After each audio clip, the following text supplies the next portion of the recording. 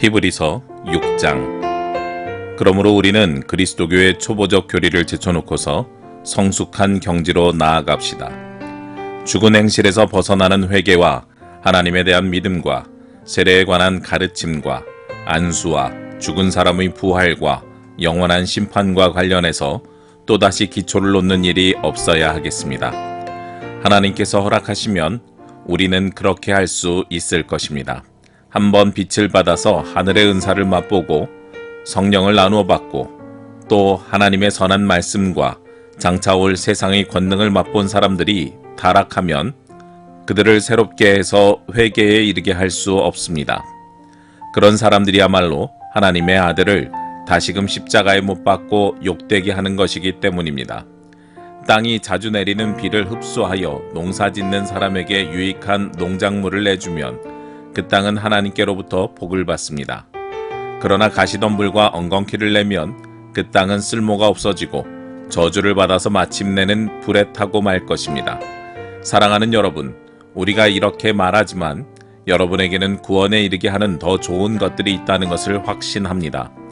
하나님은 불의하신 분이 아니므로 여러분의 행위와 여러분이 하나님의 이름을 위하여 나타낸 사랑을 잊지 않으십니다. 여러분은 성도들을 섬겼으며 또 지금도 섬기고 있습니다. 여러분 각 사람은 같은 열성을 끝까지 나타내서 소망을 이루시기 바랍니다.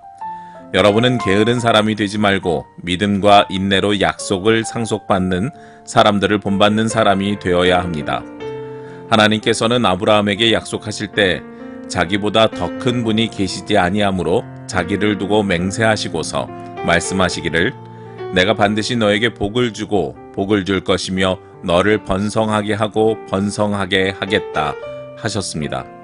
그리하여 아브라함은 오래 참은 끝에 그 약속을 받은 것입니다.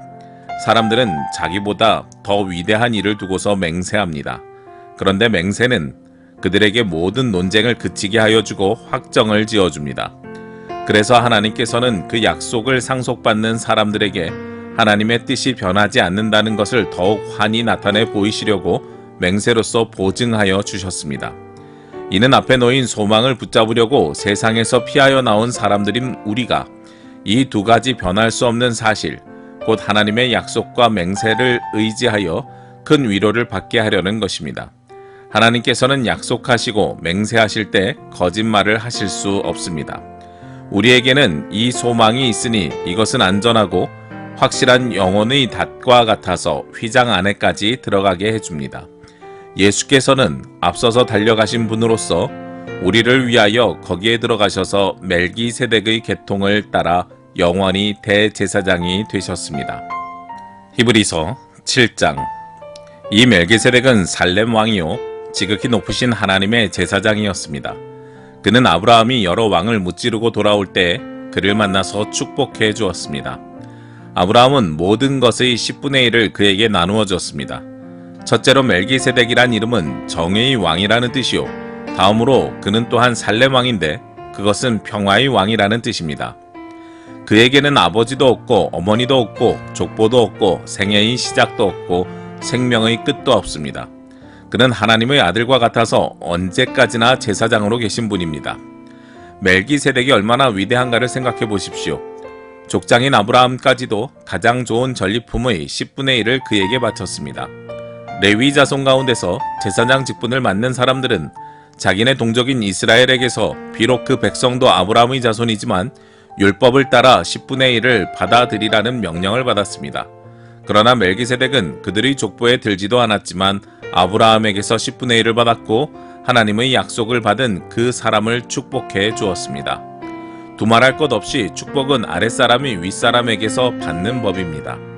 한편에서는 죽을 수밖에 없는 사람들이 10분의 1을 받고 다른 한편에서는 살아계시다고 입증되시는 분이 그것을 받습니다. 말하자면 10분의 1을 받는 레위까지도 아브라함을 통해서 10분의 1을 바친 셈이 됩니다. 멜기세덱이 아브라함을 만났을 때에는 레위는 아직 자기 조상 아브라함의 허리 속에 있었으니 말입니다. 그런데 이 레위 계통의 제사직과 관련하여 이스라엘 백성은 율법으로 지령을 받기는 하였습니다. 그러나 만일 그 제사직으로 완전한 것이 이루어질 수 있었다면 아론의 계통이 아닌 멜기세덱의 계통을 따른 다른 제사장이 생겨날 필요가 어디에 있겠습니까? 제사 직분에 변화가 생기면 율법에도 반드시 변화가 생기기 마련입니다.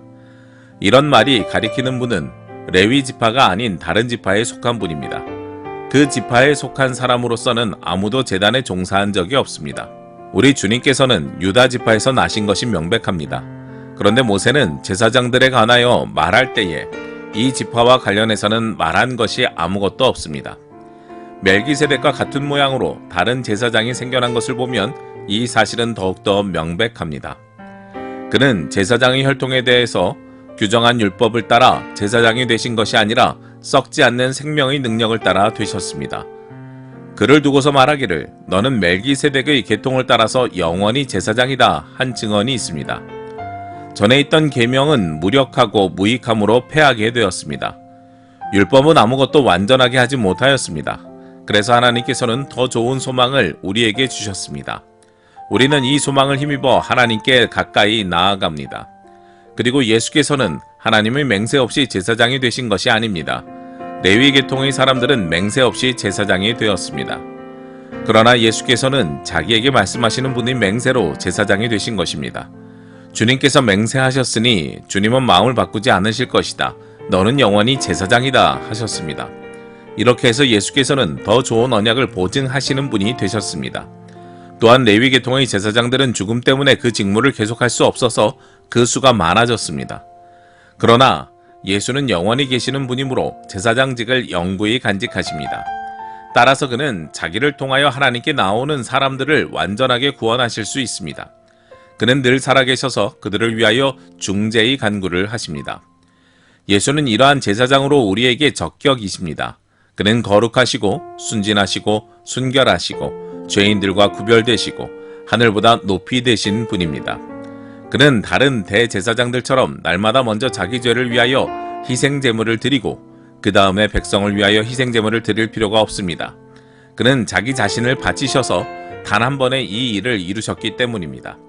사람들에게 약점이 있어도 율법은 어쩔 수 없이 그들을 대제사장으로 세우지만 율법이 생긴 이후에 하나님께서 맹세하신 말씀은 영원히 완전하게 되신 아들을 대제사장으로 세웠습니다. 히브리서 8장. 지금 말한 것들의 요점은 이러합니다. 곧 우리에게는 이와 같은 대제사장이 한 분 계시다는 것입니다. 그는 하늘에서 지엄하신 분의 보좌 오른쪽에 앉으셨습니다. 그는 성소와 참 장막에서 섬기시는 분입니다. 이 장막은 주님께서 세우신 것이요 사람이 세운 것이 아닙니다. 모든 대제사장은 예물과 제사를 드리는 일을 맡게 하려고 세우신 사람입니다. 그러므로 이 대제사장도 무엇인가 드릴 것을 가지고 있어야 합니다. 그런데 그가 땅에 계신다고 하면 제사장이 되지는 못하실 것입니다. 땅에서는 율법을 따라 이미 예물을 드리는 사람들이 있기 때문입니다. 그러나 그들은 하늘에 있는 것들의 모형과 그림자에 지나지 않는 땅에 있는 성전에서 섬깁니다. 모세가 장막을 세우려고 할 때 너는 명심하여 내가 산에서 내게 보여준 그 모형을 따라 모든 것을 만들어라 하고 말씀하신 하나님의 지시를 받은 것입니다. 그러나 이제 그리스도께서는 더욱 훌륭한 직무를 맡으셨습니다. 그가 더 좋은 약속을 바탕으로 하여 세운 더 좋은 언약의 중재자이시기 때문입니다.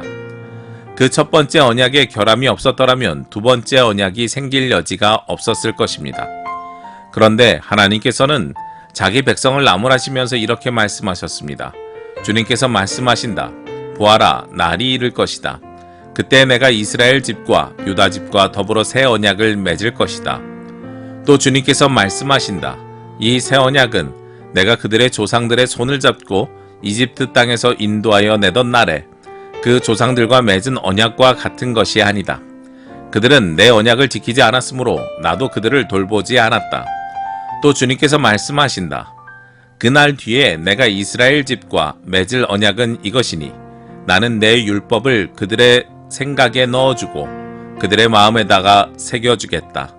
그리하여 나는 그들의 하나님이 되고 그들은 내 백성이 될 것이다. 그리고 그들은 각각 자기 이웃과 자기 동족을 가르치려고 주님을 알라고 말하는 일이 없을 것이니 작은 사람으로부터 큰 사람에 이르기까지 모두 나를 알 것이기 때문이다. 내가 그들의 불의함을 긍휼히 여기겠고 더 이상 그들의 죄를 기억하지 않겠다. 하나님께서 새 언약이라고 말씀하심으로써 첫 번째 언약을 낡은 것으로 만드셨습니다. 낡고 오래된 것은 곧 사라집니다. 히브리서 9장. 첫 번째 언약에도 예배 규정과 세상에 속한 성소가 마련되어 있었습니다. 한 장막을 지었는데 곧 첫째 칸에 해당되는 장막입니다. 그 안에는 촛대와 상이 있고 빵을 차려 놓았으니 이곳을 성소라고 하였습니다. 그리고 둘째 휘장 뒤에는 지성소라고 하는 장막이 있었습니다. 거기에는 금으로 만든 분향제단과 온통 금으로 입힌 언약궤가 있고 그 안에는 만나를 담은 금 항아리와 싹이 난 아론의 지팡이와 언약을 새긴 두 돌판이 들어 있었습니다. 그리고 그 언약궤 위에는 영광에 빛나는 그룹들이 있어서 속죄판을 그 날개로 내리덮고 있었습니다. 지금은 이것들을 자세히 말할 때가 아닙니다. 이것들이 이렇게 마련되어 있어서 첫째 칸 장막에는 제사장들이 언제나 들어가서 제사의식을 집행합니다. 그러나 둘째 칸 장막에는 대제사장만 1년에 한 번만 들어가는데 그때에는 반드시 자기 자신을 위하여 또 백성이 모르고 지은 죄를 사하기 위하여 바칠 피를 가지고 들어갑니다. 이것은 첫째 칸 장막에 서 있는 동안에는 아직 지성소로 들어가는 길이 드러나지 않았음을 성령께서 보여주시는 것입니다. 이 장막은 현 시대를 상징합니다. 그 장막 제1을 따라 예물과 제사를 드리지만 그것이 의식 집례자의 양심을 완전하게 해주지는 못합니다. 이런 것들은 다만 먹는 것과 마시는 것과 여러가지 씻는 예식과 관련된 것이고 개혁의 때까지 육체를 위하여 부과된 규칙들입니다. 그러나 그리스도께서는 이미 일어난 좋은 일을 주관하시는 대제사장으로 오셔서 손으로 만들지 않은 장막, 다시 말하면 이 피조물에 속하지 않은 더 크고 더 완전한 장막을 통과하여 단 한 번의 지성소에 들어가셨습니다. 그는 염소나 송아지의 피로서가 아니라 자기의 피로써 우리에게 영원한 구원을 이루셨습니다. 염소나 황소의 피와 암송아지의 죄를 더러워진 사람들에게 뿌려도 그 육체가 깨끗하여져서 그들이 거룩하게 되거든 하물며 영원한 성령을 힘입어 자기 몸을 흠없는 제물로 삼아 하나님께 바치신 그리스도의 피야말로 더욱더 우리들의 양심을 깨끗하게 해서 우리로 하여금 죽은 행실에서 떠나서 살아계신 하나님을 섬기게 하지 않겠습니까? 그러므로 그리스도는 새 언약의 중재자이십니다. 그는 첫 번째 언약 아래에서 저지른 범죄에서 사람들을 구속하시기 위하여 죽으심으로써 부르심을 받은 사람들로 하여금 약속된 영원한 유업을 차지하게 하셨습니다. 유언의 효력을 논의하는 경우에는 유언한 사람이 죽었다는 확인이 꼭 필요합니다. 유언이라는 것은 유언한 사람이 죽어야만 효력을 냅니다. 유언한 사람이 살아있는 동안에는 유언은 아무런 효력이 없기 때문입니다. 이러므로 첫 번째 언약도 피 없이 세운 것은 아닙니다. 모세가 율법을 따라 모든 계명을 백성에게 말한 뒤에 물과 붉은 양털과 우슬초와 함께 송아지 피와 염소 피를 취하여 언약책과 온 백성에게 뿌리고서 이것은 하나님께서 여러분에게 명하신 언약의 피입니다 하고 말하였습니다. 또 같은 방식으로 그는 장막과 제사의식에 쓰이는 모든 기구에도 피를 뿌렸습니다. 율법에 따르면 거의 모든 것이 피로 깨끗해집니다. 그리고 피를 흘림이 없이는 죄를 사함이 이루어지지 않습니다. 그러므로 하늘에 있는 것들의 모형물은 이런 여러 의식으로 깨끗해져야 할 필요가 있지만 하늘에 있는 것들은 이보다 나은 희생제물로 깨끗해져야 합니다. 그리스도께서는 참 성소의 모양에 지나지 않는 손으로 만든 성소에 들어가신 것이 아니라 바로 하늘 성소 그 자체에 들어가셨습니다. 이제 그는 우리를 위하여 하나님 앞에 나타나셨습니다. 대제사장은 해마다 짐승의 피를 가지고 성소에 들어가지만 그리스도께서는 그 몸을 여러 번 바치실 필요가 없습니다. 그리스도께서 그 몸을 여러 번 바치셔야 하였다면 그는 창세 아래로 여러 번 고난을 받아야 하셨을 것입니다. 그러나 이제 그는 자기를 희생제물로 드려서 죄를 없이 하시기 위하여 시대의 종말에 단 한 번 나타나셨습니다. 사람이 한 번 죽는 것은 정해진 일이요 그 뒤에는 심판이 있습니다. 이와 같이 그리스도께서도 많은 사람의 죄를 짊어지시려고 단 한 번 자기 몸을 제물로 바치셨고 두 번째로는 죄와는 상관없이 자기를 기다리고 있는 사람들에게 나타나셔서 구원할 것입니다.